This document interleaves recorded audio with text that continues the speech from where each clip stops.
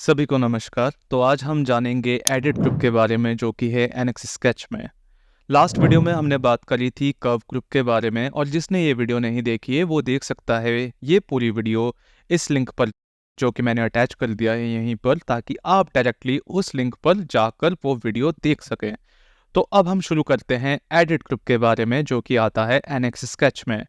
ये ग्रुप जो है वो यूज़ होगा किसी भी कर्व को एडिट करने के लिए। क्रिएट करने के लिए हम यूज़ करेंगे कर्व ग्रुप को और एडिट करने के लिए हम यूज़ करेंगे एडिट ग्रुप को। तो सबसे पहले हम क्या करते हैं, हम एक रेक्टेंगल बना लेते हैं यहाँ पर और कुछ लाइंस बना लेते हैं। फिर अब प्रोफाइल में जाइए और कुछ लाइंस बना लेते हैं ऐसे।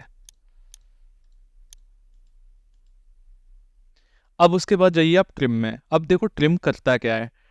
ट्रिम का मतलब है कि किसी भी बाउंड्री के अंदर का जो पोर्शन है वो बाउंड्री ओपन भी हो सकती है, क्लोज्ड भी हो सकती है। तो उसके बीच का जो पोर्शन है ये वो कट कर देगा। उस केस में हम ट्रिम यूज़ करते हैं। अब देखो डिलीट क्या होता है, पहले हम डिलीट को समझ लेते हैं। जैसे ये लाइन है और मैंने डिलीट बटन दबा दिया तो ये देखना कि ये पूरी लाइन यहाँ से हट जाएगी। ये जैसे ये पूरी लाइन हट गई तो ये क्या कर रहा है, ये इसने डिलीट किया है। बट मेरी जो चॉइस है वो क्या है कि मुझे ये पोर्शन हटाना है, ये जो पोर्शन है सिर्फ इतना हटाना है। मैं हाईलाइट कर देता हूँ ताकि आपको समझने में आसानी हो। तो इस पोर्शन को हटाने के लिए देखो अब क्या करना है कि मुझे बाउंड्री कर्व्स लेने हैं। सबसे पहले ये वाली लाइन और ये वाली लाइन, ये मेरी बाउंड्री कर्व हो गई। और कर्व टू ट्रिम ये वाला, तो हम इसे ऐसे यूज़ करते हैं ट्रिम ऑप्शन को। अब देखो इसका एडवांस भी बता देता हूँ मैं थोड़ा सा, क्यों मैंने ऐसे मल्टीपल लाइंस ली। देखो अब मेरी कंडीशन क्या है कि इस बाउंड्री और इस बाउंड्री के बीच में जितनी भी लाइंस हैं वो सब डिलीट हो जाएं। अब कितनी लाइंस हैं देखो, एक ये है, एक ये है, एक ये है और एक ये, तो टोटल कितनी हो गई, 4। अब इस एक्सट्रीम बाउंड्री यानी कि ये वाली लाइन और ये वाली लाइन के बीच जो ये लाइन आ रही है पूरी ये हट जाए, उसके लिए क्या करना है, हमें बाउंड्री कर्व लेना है ये वाला और ये वाला। और उसके बाद कर्व टू ट्रिम आप ये लाइन सेलेक्ट कर लीजिए, ये अपने आप हाईलाइट कर देगा जो भी लाइन उस बाउंड्री के अंदर लाई कर रही है। अब इसे कर दीजिए क्लोज। इसी कमांड का ही अपोजिट है हमारे पास एक्सटेंड। तो एक्सटेंड क्या करता है कि एक्सटेंड बढ़ाता है, ट्रिम क्या कर रहा है, घटा रहा है। तो एक्सटेंड में क्या है, ऐसे आप एक्सटेंड कर लीजिए इसे, ये हमारा एक्सटेंड हो गया। अब देखो मैंने कितने क्लिक्स किए, लगभग 4 के आसपास, है ना, क्योंकि 4 बार एक्सटेंड करना था। अब इसी का ही एडवांस चीज़ भी देख लेते हैं हम क्या करेंगे, एक्सटेंड में जाएंगे, यहाँ पे बाउंड्री कर्व है, इस बाउंड्री को सिलेक्ट किया और कर्व टू एक्सटेंड में इसे सिलेक्ट किया और ये देखो ये एक ही क्लिक में मेरा पूरा काम हो गया। तो हम ये कब यूज़ करते हैं, ये जो दोनों कमांड है जो इसके एडवांस वर्जन हैं कब यूज़ करते हैं। जैसे ट्रिम का हो गया कि मुझे एक ही क्लिक में वो पूरा पोर्शन हटाना है, एक्सटेंड में मुझे वो पूरा पोर्शन है एक ही क्लिक में चाहिए। तो जब भी हमारे पास कोई कॉम्प्लेक्स ज्योमेट्री होती है या कोई कॉम्प्लेक्स स्केच होता है या कॉम्प्लेक्स प्रोफाइल होती है जिसमें हमें मल्टीपल ट्रिम्स करने होते हैं या मल्टीपल एक्सटेंड्स करने होते हैं, तो उन केसेस में हम इसका एडवांस वर्जन यूज़ करते हैं। एडवांस वर्जन क्या हो गया कि बाउंड्री को स्मार्टली यूज़ करना, ट्रिम में भी और एक्सटेंड में भी। अब हम जानेंगे कॉर्नर के बारे में। देखो कॉर्नर क्या होता है, जब कभी भी हमें क्लोज्ड कॉर्नर चाहिए होता है, जैसे ये हो गया, है ना। अभी देखो कॉर्नर फॉर्म नहीं होगा ना क्योंकि इंटरसेक्शन नहीं है, तो मैं क्या करता हूँ, एक काम करते हैं, यहाँ पर इतनी लाइन दे देते हैं इसे। अब मैं ये चाहता हूँ कि इसका जो लाइन, ये जो लाइन है ये एक्सटेंड हो उतनी जिससे कि ये इंटरसेक्ट होने पर रुक जाए, और ये लाइन पे भी सेम कंडीशन मेरी अप्लाई होती है। यानी कि ये बढ़कर अगर ऐसे जाए, जस्ट मैं आपको एक्सप्लेन करने के लिए बता रहा हूँ, ये ऐसे बढ़कर जाए और ये ऐसे बढ़कर जाए और यहाँ से ये इतना पोर्शन अपने आप ट्रिम हो जाए और यहाँ पर एक कॉर्नर बन जाए। अब देखो हम कर ऐसे भी सकते थे पर ये लाइन क्या है, ये अपने एक्सिस से हिली है, ठीक है। तो इस चीज़ का भी हमें ध्यान देना है। ये देखो अपने एक्सिस से हिली थी ना ये, तो उसके लिए क्या करना है, हमने उसके लिए क्या करना है, हमने जाना है कॉर्नर में और इसे सेलेक्ट कर देना है, ये हमारा कॉर्नर बन गया। अब इसी का एडवांस वर्जन भी देख लेते हैं। तो उसके लिए फिर से प्रोफाइल में जाइए और यहाँ पर मैंने कुछ ऐसे बना दिया, ठीक। अब क्या करना है, अब जाइए आप कॉर्नर में, जिस तरफ आप सेलेक्ट करोगे वही पोर्शन आएगा। जैसे ये आ गया, ठीक है। अंडू कर रहा हूँ मैं, अंडू करने के लिए Ctrl+Z और फिर से कॉर्नर में जाइए, फिर इसे लीजिए और इसे लीजिए, तो इस वाला, तो इधर वाला ये कॉर्नर बन जाएगा। जिस तरफ आप सेलेक्ट करोगे ये उस तरफ का कॉर्नर आपको बनाकर दे देगा। तो मुझे लगता है कि तीनों कमांड्स आपको क्लियर हो गई होंगी, ट्रिम, एक्सटेंड और कॉर्नर। अगर कोई भी कन्फ्यूजन होता है ना आपको, तो कमेंट बॉक्स हमेशा ओपन है आपके लिए। आप इंटरेक्ट तो करो मुझसे, मैं अगर जवाब ना दूँ तो आप मुझे बताइए फिर। और आप ईमेल पे भी मुझे कांटेक्ट कर सकते हो कि सर मुझे ये प्रॉब्लम आ रही है स्केच को लेकर, तो मैं कोशिश करूँगा कि मैं आपका जल्दी से जल्दी उस चीज़ पर रिप्लाई करूँ, और टीम से भी कहूँगा कि एक फोकस्ड आई रखे कमेंट्स पर, ठीक है। तो अब हम चलते हैं आगे, जो कि है मोर। तो हमने तीनों चीज़ कवर कर ली, ट्रिम, एक्सटेंड और कॉर्नर, और मुझे लगता है कि आपको ये तीनों समझ भी आ गई होंगी। इन केस अगर कोई कन्फ्यूजन होता भी है तो कमेंट बॉक्स है नीचे, आप उस पर कमेंट ज़रूर करिएगा। तो अब आते हैं मोर पर। देखो सबसे पहले क्या है, मूव कर्व। हमें किसी भी कर्व को अगर मूव कराना हो तो तब हम यूज़ करते हैं मूव कर्व। अपने ये नाम से ही क्लियर है। तो देखो मैंने सारे कर्व्स ले लिए, ये अब मैं चाहता हूँ कि ये 5 mm मैं इधर कर दूँ या 50 कर दूँ। तो 50 मैंने ऐसे कर दिया तो ये 50 इधर मूव हो गया होगा। अब आप इसे जहाँ चाहते हो आप उसे ना लेके जा सकते हो ऐसे। ये जो मेथड होता है ना, जो मैनिपुलेटर आता है, इसे मैनिपुलेटर कहते हैं, जो हैंडल है ये होता है डायनामिक में, और ये one of the most easiest होता है। इससे ईजिएस्ट नहीं है कुछ। तो आप क्या करो, जैसे पॉइंट टू पॉइंट होता है ना, इसमें ये देखो इसमें पॉइंट टू पॉइंट है, मैं पॉइंट टू पॉइंट ही डायनामिक से यूज़ कर लूँगा। कैसे, देखो डायनामिक में गया, मैं चाहता हूँ कि ये जो पॉइंट है, देखो अब आप क्या करो, पहले मूव हैंडल्स पे क्लिक कर लो ताकि सिर्फ हैंडल मूव करे। आप इस पॉइंट को यहाँ रखो और उसके बाद इसे फिर अनटिक कीजिए। फिर आप इसे उठाइए यहाँ से, मैंने फिर से यहीं पे क्लिक किया है और मैंने इसे उठा के यहाँ रख दिया और ओके कर दिया। तो ये पॉइंट टू पॉइंट की तरह भी यूज़ हो गया है ना। पॉइंट टू पॉइंट का मतलब क्या होता है कि एक पॉइंट से उठा के दूसरे पॉइंट पे रख देना, और हैंडल से हम उसे आगे पीछे कर सकते हैं, यानी कि डिस्टेंस भी दे सकते हैं। अब मैं अभी इसे अनडू कर देता हूँ और फिर से जाते हैं मूव कर्व पर। मूव कर्व पर जाने के बाद मैंने कर्व्स को फिर से सेलेक्ट किया। अब फिर से क्या करते हैं, मूव हैंडल्स ओनली करते हैं। इस पॉइंट को उठा के मैंने इस पॉइंट पर रख दिया और इसे मैं अलाइन कर देता हूँ इस लाइन के साथ, ठीक है। ये अलाइंड हो गई। चाहे तो आप डबल क्लिक करके इसकी जो रोटेशन है उसे रिवर्स कर दीजिए। चलो ठीक है, ये जैसी भी आ रही है कोई हमें प्रॉब्लम नहीं है ज़्यादा, ये इसी एक्सिस में है। अब देखो हमें करना क्या है, मैं चाहता हूँ कि मैं इसे रोटेट करूँ, तो मैं इसे यहाँ से रोटेट कर लूँगा ऐसे। जितने एंगल से कराना है आप उसकी वैल्यू है जो वो वहाँ पे डिफाइन करा दीजिए कि आप किस वैल्यू के साथ आप करना चाहते हो रोटेट। कि 45 करना है तो यहाँ पे एंगल में आप ना वैल्यू दे दीजिए, जैसे मैंने दे दी 45 या 50, 60, जो भी आप देना चाहते हो। तो देखो कौन कौन से पॉइंट हमारे कवर हो गए, डिस्टेंस एंगल हो गया, डिस्टेंस हो गया, एंगल हो गया, फिर पॉइंट टू पॉइंट हो गया, और यही मेन है। आप अगर इस पे जाओगे ना, डिस्टेंस बिटवीन पॉइंट्स, तो ये थोड़े एडवांस आ जाते हैं, अलाइन एक्सिस टू वेक्टर, और जो ये रोटेट बाय 3 पॉइंट्स, तो ये इतना ना मतलब मायने नहीं रखते, मतलब रखते हैं बट बहुत ही लीस्ट केस में आप यूज़ करोगे। जैसे रोटेट बाय 3 पॉइंट है, देखो इसका क्या मतलब है मैं बता देता हूँ। जैसे मैं कैंसिल करता हूँ इसे, और मैं क्या करता हूँ यहाँ पर कुछ पॉइंट्स ना इसे दे देते हैं। जैसे मैंने एक पॉइंट दे दिया यहाँ पर, और एक दे देते हैं यहाँ पर, ठीक है। यहाँ पे पॉइंट्स दे दिए, और यहाँ से अब देखो 3 पॉइंट का क्या मतलब है कि इसमें जो एंगल है इन दोनों के बीच में, ये उस एंगल से इसे रोटेट करा देगा। तो मैं जाता हूँ मूव कर्व में, और मैं ना एक काम करता हूँ, यहाँ से कनेक्टेड कर्व लेते हैं, और ये देखो ये पूरा सेलेक्ट हो गया। अब मैं क्या करता हूँ, अब मैं जाता हूँ रोटेट बाय 3 पॉइंट्स में। तो इन्होंने क्या किया है, पिवट पॉइंट। पिवट पॉइंट का मतलब है जहाँ से वो रोटेट करेगा। स्टार्ट पॉइंट क्या है जी, ये पॉइंट है। एंड पॉइंट क्या है, ये पॉइंट है। तो ये देखो ये रोटेट हो गया। अब किस एंगल से हुआ है, जो एंगल इस पॉइंट और इस पॉइंट के बीच में जो एंगल बन रहा है ना, इन दोनों के एंगल में जो बन रहा है, ये उस एंगल से रोटेट करके आया है। तो इसे कहते हैं रोटेट बाय 3 पॉइंट्स, जो कि हम डायनामिक से कर सकते थे कि एंगल देखो कितने से रोटेट कराना है वो करा दो। बट अब बात आती है कि हम ये यूज़ क्यों कर रहे हैं रोटेट बाय 3 पॉइंट। ये हम उन केसेस में यूज़ करते हैं जहाँ पे हमारे पास रेफरेंस होता है, कहाँ पर, असेंबली में, ठीक है। वहाँ पे भी क्योंकि मूव कंपोनेंट में एक ऑप्शन होता है हमारे पास रोटेट बाय 3 पॉइंट्स, तो आपको एडवांस चीज़ें स्केच में पता लग जाएंगी, पर आप इंप्लीमेंट कहाँ कर रहे हो, एडवांस चीज़ में, जो कि एडवांस कहाँ पर आ गई, असेंबली में, क्योंकि स्केच जो है आपका एक बेस है। तो आपको यहाँ से बहुत लर्निंग करनी है बेस लेवल पर, ताकि आप एडवांस पे यूज़ कर सको। इसी तरह समझिए जैसे कि 10th में कोई इक्वेशन होती थी मैथ्स की, वो अब तक यूज़ होती है बीटेक में। तो हमारा क्या है कि 10th में बेस स्ट्रॉन्ग करना होता है, जैसे कि फिजिक्स स्ट्रॉन्ग करनी होती है, तब जाके हमें फिजिक्स समझ आती है, कहाँ की, बीटेक की। तो यही चीज़ है, अगर आपने स्केच के कॉन्सेप्ट्स मिस कर दिए ना, तो आपको आगे जाके प्रॉब्लम आएगी। तो आप क्या कीजिए, यहीं से आप क्लियर करके चलिए। तभी मैं छोटी छोटी डिटेल्स पर बहुत वर्क कर रहा हूँ। बोरिंग हो सकती है, मैं चाहता हूँ इसे थोड़ा इंटरेस्टिंग करूँ, तो आप मुझे बताइए कि इसे हम इंटरेस्टिंग कैसे करें। कमेंट बॉक्स फिर से ओपन है कमेंट करने के लिए। तो अब जल्दी से चलते हैं ऑफसेट मूव कर्व पर। देखो मूव कर्व क्या कर रहा है कि उसने हमें कर्व एक मूव करके दे दिया, बट ऑफसेट मूव कर्व क्या कर रहा है, वो हमें ना ऑफसेट भी देगा और मूव भी कर देगा उस कर्व को। तो मैं क्या कर रहा हूँ, अभी पॉइंट्स ये डिलीट कर देते हैं और अब चलते हैं आगे ऑफसेट मूव कर्व पर। तो ऑफसेट मूव कर्व ले लिया हमने यहाँ से। अब यहाँ पर आप कर्व सेलेक्ट करिए और ये पूछ रहे हैं हमसे डिस्टेंस इसे ऑफसेट लेने का। तो मैं कह देता हूँ 500, नहीं 500 ज़्यादा हो जाएगा, मैं 100 कर देता हूँ अभी के लिए। और यहाँ पे मैंने एंटर किया और ओके कर दिया। अब देखो इसने क्या किया है, ऑफसेट भी कर दिया और मूव भी कर दिया।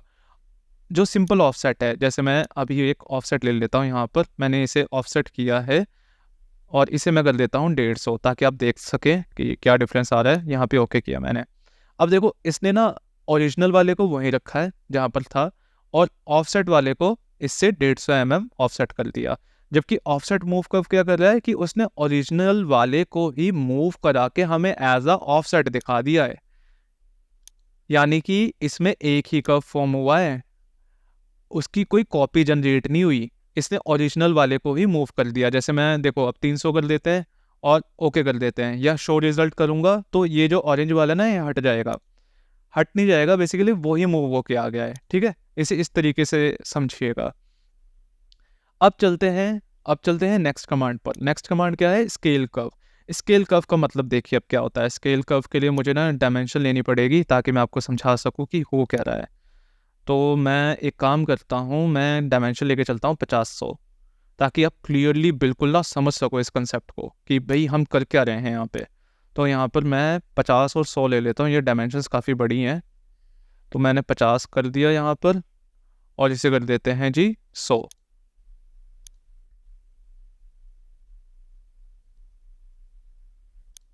ठीक है, हमारे पास ये डायमेंशन आ गई 50 और 100। अब देखो स्केल का मतलब क्या होता है। स्केल का मतलब है कि उसे बढ़ाना या घटाना, ये हमारा स्केल हो जाता है। तो स्केल कर्व की डेफिनेशन भी अगर आप देखो तो स्केल से set of curves and adjacent curves to accommodate, adjust कर देते हैं एडजेसेंट वालों को भी, एडजेसेंट मतलब पड़ोसी वालों को भी। ठीक है, तो यहाँ पर जो मेथड रहेगा वो डायनामिक रखिए आप। डायमेंशन पर आप तब जाइए जब आप डायनामिक को अच्छे से समझ जाएं। ठीक है, मैं फिर से कहूँगा हम सिंपलेस्ट मेथड से चलेंगे। ठीक है, तो सबसे पहले मैं कर्व्स को सिलेक्ट कर लेता हूँ ऐसे।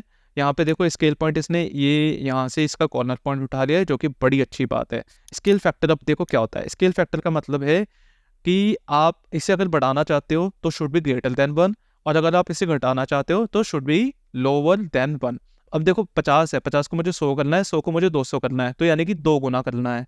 तो उसके लिए क्या करो, स्केल फैक्टर को 2 कर दो और एंटर मार दो आप। तो इससे क्या होगा, अब देखो शो रिजल्ट करेंगे, 100 क्या हो गया, 200 हो गया, और 50 था जो वो 100 हो गया। अब अंडू रिजल्ट करेंगे, अब मैं ऐसे कहता हूँ कि आधा कर दो, 0.5 कर लो। अब चलो अब शो रिजल्ट करो, 100 को मैंने 50 कर दिया, या 50 को मैंने 25 कर दिया। सिंपलेस्ट, इससे सिंपल और कुछ नहीं हो सकता, है ना। तो आप इसे ऐसे यूज कीजिएगा डायनामिक मेथड के साथ हमेशा। स्केल फैक्टर की परसेंटेज है वो मैंने बता दी है कि कैसे हम यूज कर सकते हैं स्केल परसेंटेज की फैक्टर को। अगर किसी ने स्केल फैक्टर निकालना हो तो इसका क्या मेथड है, जो भी स्केल्ड डायमेंशन है अपॉन ओरिजिनल डायमेंशन, ये हमारा स्केल फैक्टर होता है। अब देखो ओरिजिनल डायमेंशन क्या है हमारी 50, और स्केल्ड होकर जो आई है वो कितनी आएगी 25। तो 25/50 कितना हो गया, half, which is 0.5। Clear concept, ठीक है। आगे चलते हैं अब। आई होप कि आपको अच्छा लग रहा होगा, एक इंटरेक्टिव सा आपको माहौल मिल रहा होगा ये सब सीखते हुए, क्योंकि मैं चाहता हूँ इसे इंटरेस्टिंग करूँ। मैं जितना चाह सकता हूँ ना, मैं उससे भी ज़्यादा इसे इंटरेस्टिंग करना चाहता हूँ। ठीक है, अब हम चलते हैं रिसाइज कर्व पर, कि किसी भी कर्व को हम रिसाइज कैसे करते हैं। देखो इसकी एक कंडीशन बता देता हूँ जो कि हमें डेफिनेशन से मिलती है। जब मैं जाता हूँ रिसाइज कर्व में, तो देखो क्या लिखा है यहाँ पे देखो हाईलाइट किया है मैंने, changing the radius on diameter. तो यानी कि ये सर्कुलर ऑब्जेक्ट पे ही वर्क करेगा, चाहे वो आर्क हो, जैसे कि आर्क हो गई हमारे पास, या हमने कोई फिलेट दे दिया है, चलो फिलेट भी दे देते हैं हम यहाँ पे, ताकि समझने में आसानी रहे हमें। और यहाँ पर थोड़ा सा वक्त ले रहा है, अब हम चलते हैं फिलेट में। फिलेट में गए तो हमने एक रेडियस भी दे देते हैं यहाँ पर, और ये मैं इसे क्या करता हूँ 15 का रेडियस दे देते हैं। एंटर किया और फिर MB3 दबा दीजिए आप। MB3 से क्या होता है कि आप कमांड से बाहर आ जाते हो। MB3 क्या होता है, स्क्रॉल बार का बटन जो होता है ना आपका, जैसे लेफ्ट राइट और एक बीच में जो बटन होता है वो होता है MB3। अब हम एक सर्कल ले लेते हैं और सर्कल से हम यहाँ पर एक सर्कल बना लेते हैं। फिर से MB3 दबाइए ताकि आप एग्जिट हो सके कमांड से। अब देखो हमें क्या करना है, अब हम जाएंगे रिसाइज कर्व में। रिसाइज कर्व लेने के बाद मैंने सीधा ना फिलेट को चूज़ किया और यहाँ पे देखो क्या कह रहा है, डायमीटर 30 है। 30 नहीं चाहिए मुझे, 40 चाहिए, तो आप डायमीटर इंक्रीज़ कर दो और यहाँ पे ओके कर दो। तो ये डायमीटर इंक्रीज़ होकर ये 20 आ गया। हाँ, अब इसने देखो क्या किया है, इसने एडजस्टेंट वालों को भी चेंज किया है क्योंकि वो उसे अकोमोडेट करना था। अगर आप बाकी को डायमेंशंस दे के फिर चेंज करोगे ना, फिर नहीं ये चेंज होगा, ठीक है। तो आपको कंस्ट्रेंट करना आना चाहिए स्केच को, वो हम आगे सीखेंगे कि कंस्ट्रेंट फुली डिफाइंड स्केच हम बनाते कैसे हैं, ठीक है। अब देखो इसमें आते हैं हम फिर से किसमें, रिसाइज कर्व में। अब इसकी जो आर्क जो है इसका हम देख लेते हैं कि कितना है। बेसिकली ये देखो अपने आप आ जाएगा कि डायमीटर है 141.454, जो भी मतलब आगे है डायमेंशन। तो मैं इसे चाहता हूँ कि मैं इसे 50 कर दूँ बस, ये, और ओके कर दीजिए। अब देखो ये 50 हो गया बट डायमेंशन नहीं आई क्योंकि हमने डायमेंशन दी नहीं है इसे। अब डायमेंशन देने के लिए मैंने बस एक क्लिक किया, ये रेडियस 25 है, MB3 दबाएंगे तो रेडियस आ जाएगा यहाँ पे। अब इसे मैंने फिर से रिसाइज करना है तो फिर से रिसाइज कर्व पे जाओ, इस पर सेलेक्ट करो और यहाँ पर मैं इसे क्या करता हूँ, मैं इसे डायमीटर कर देता हूँ 100 और रेडियस कितना हो जाएगा जी, रेडियस हो जाएगा 50 क्योंकि रेडियस कितना होता है, हाफ ऑफ डायमीटर। और सेम केस आप सर्कल पे भी अप्लाई कर सकते हो क्योंकि मुझे लगता है कि आर्क और फिलेट तो मैंने समझा दिया है, तो आप सर्कल पे अप्लाई कर सकते हो। अब हम चलते हैं आगे, जो कि कमांड है अगली, रिसाइज चैम्फर कर्व। अब देखो तो हम जाते हैं चैम्फर में और मैं यहाँ पे सिमेट्रिक चैम्फर लूँगा क्योंकि बताता हूँ क्यों मैंने सिमेट्रिक लिया है। ये मैं 15 कर देता हूँ और मैं चाहता हूँ ट्रिम करना इनपुट कर्व्स को, तो मैं काम कर लेता हूँ, मैं ना अंडू कर देता हूँ अभी के लिए और फिर से जाते हैं चैम्फर में और ट्रिम इनपुट कर्व्स और यहाँ पर मैं इसे वैल्यू दे देता हूँ 15 और MB3 दबा देते हैं। अब देखो क्यों किया ये मैंने वो बता देता हूँ। अब इसकी अगर हम डेफिनेशन पढ़ें तो ये क्या कह रहा है, 1 और मोर सिमेट्रिक चैम्फर्स। तो ये सिर्फ सिमेट्रिक चैम्फर पर वर्क करता है, रिसाइज चैम्फर कर्व है जो। तो इसे सेलेक्ट किया मैंने, ये देखो 15 आ गया क्योंकि यहाँ देखो ना एक ही हमारे पास ऑफसेट डिस्टेंस है, ठीक है। तो हमें इस चीज़ पे भी फोकस करना है कि रिक्वायरमेंट क्या है उसकी कमांड की, कि जैसे मैंने आपको बताई थी रिसाइज कर्व में कि क्या है, सर्कुलर पोर्शन यानी कि रेडियस या डायमीटर उसमें होना चाहिए। और अगला क्या है कि सिमेट्रिक चैम्फर है। अब डिलीट कर्व क्या है, ये सिंपल है, आप ना डिलीट जो बटन होता है ना कीबोर्ड पर, वो भी आप प्रेस कर लोगे ना तब भी आपका डिलीट की जो कमांड है वो यूज़ कर सकते हो आप। पर इसका एक एडवांस भी दिखा देता हूँ, चलो मैं आपको, आप यूज़ तो नहीं करोगे क्योंकि वो बहुत ही कम जो है कमांड यूज़ होती है इसके मामले में। तो मैं क्या करता हूँ, कॉर्नर बना देता हूँ यहाँ पे। अब देखो एडवांस चीज़ हम सीखेंगे थोड़ी सी। ये जैसे 2 कर्व है मैंने डिलीट कर दिया, ठीक। अब डिलीट होने के बाद ये दोनों लाइन से जो वो डिलीट हो जाएंगी। बट देखो मेरी रिक्वायरमेंट क्या थी कि ये दोनों लाइन डिलीट भी हो जाए और ये दोनों लाइन आपस में मिल भी जाएं। तो अब मैं कॉर्नर यूज़ कर सकता हूँ, जैसे मैंने कॉर्नर यूज़ कर लिया तो चलो मेरा काम हो गया है ना। अब हम क्या हैं भाई, हम हैं प्रो लेवल वाले। तो प्रो लेवल वाले ना ऐसे नहीं करते, प्रो लेवल वाले जाते हैं मोर में, डिलीट कर्व में, यहाँ सेटिंग्स में, यहाँ हील ऑप्शन को ऑन करते हैं, इसे सिलेक्ट करते हैं और इसे सिलेक्ट करते हैं और ओके कर देते हैं। क्यों किया हमने, क्योंकि हम हैं प्रो लेवल वाले, ठीक है। बेसिक वालों को बेसिक रहने दो, हम पर प्रो लेवल वाले हैं तो हम यूज़ करेंगे delete curve with wheel option. तो ये आपके ऊपर डिपेंड करता है कि आपका लेवल ऑफ नॉलेज क्या है NX स्केच को यूज़ करने का, और उसी के बेसिस पर आप अपने स्केचेस को यूज़ करेंगे, आप अपनी कमांड्स है वो उन्हें यूज़ करेंगे। तो मुझे लगता है कि हमने सारा ग्रुप है जो एडिट का वो हमने कवर कर लिया है। मैं फिर से रिपीट करूँगा, अगर किसी ने कर्व ग्रुप की जो वीडियो है वो नहीं देखी है तो आप जो लिंक मैंने अटैच किया था आप उस पर जाकर देख सकते हैं। मैं डिस्क्रिप्शन बॉक्स में भी उसका लिंक रख दूंगा ताकि आप उस लिंक का यूज़ कीजिए और कर्व को अच्छे से समझिए, और उसके बाद आप कंटिन्यू कर सकते हैं मेरी ये वीडियो एडिट वाली। जिसने नहीं देखी है कर्व वाली वो प्लीज़ जाकर देखिएगा। और हमने सब जो कमांड्स हैं एडिट की वो हमने यहाँ पर कवर कर ली है इस वीडियो में। अगली वीडियो में हम इंक्लूड को कवर करेंगे। तो तब तक के लिए हमारे साथ जुड़े रहिए, बने रहिए और सीखते रहिए हमारे साथ क्योंकि ये है cat learning with cat to live. और अगर आपको कुछ अच्छा सीखने का मौका मिला है हमारी इस वीडियो से, तो please like, share and comment. Thank you.